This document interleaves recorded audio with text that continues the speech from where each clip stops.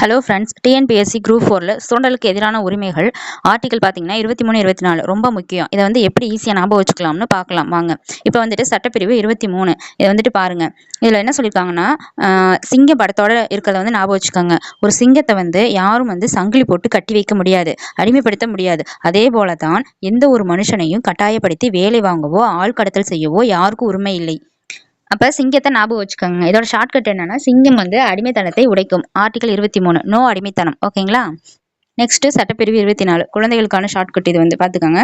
அடுத்த ஆர்டிகல் 24 இதில் குழந்தைகள் தொழிலாளர் ஒழிப்பு. ஓகேங்களா? சின்ன குழந்தைகளை வேலைக்கு அனுப்பக்கூடாதுன்னு சொல்ல வராங்க. 24 மணி நேரமும் குழந்தைகள் பள்ளிக்கூடத்தில் தான் இருக்கணும், தொழிற்சாலையில் இல்லை. குறிப்பாக 14 வயதுக்கு உட்பட்ட குழந்தைகளை ஆபத்தான வேலைகளை ஈடுபடுத்தக்கூடாது. இதோட ஷார்ட்கட் என்னன்னு பார்த்தீங்கன்னா, 24 மணி நேரமும் குழந்தைகளுக்கு படிப்புத்தான். ஆர்டிகல் 24 நோ குழந்தை தொழிலாளர். ஓகேங்களா? இந்த வீடியோ உங்களுக்கு பயனுள்ளதாக இருந்தால் மறக்காமல் நம்ம சேனலை சப்ஸ்கிரைப் பண்ணுங்கள். அடுத்த வீடியோவில் சந்திக்கலாம்.